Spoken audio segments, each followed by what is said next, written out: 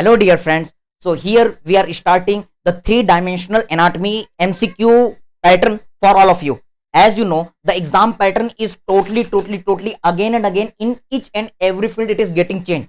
But the student who is having the proper concept, who is having the proper clear theory, as well as the capacity to integrate the knowledge of each and every subject to the other subject, he will be winner. Okay, so here we are starting the our three-dimensional anatomy MCQ pattern, clinical pattern.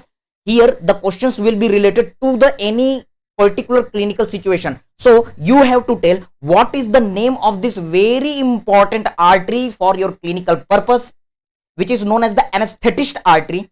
And the main MCQ in this question is you have to give the name of this particular branch.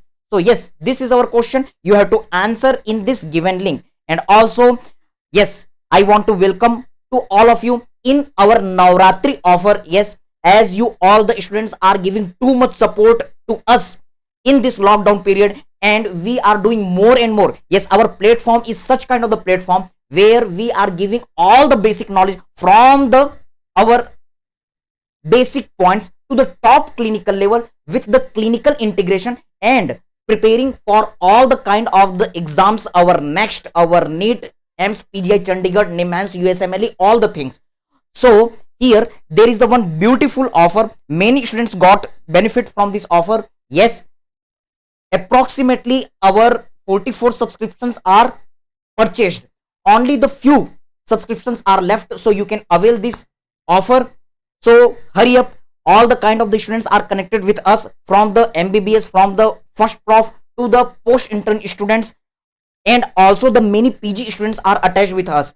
So here you can get various free videos also. So we are doing again and again many new kind of the things for you all. Here we are starting our three-dimensional MCQ pattern. You will get the questions, you will get the various description at this platform. Yes, like, subscribe and join us.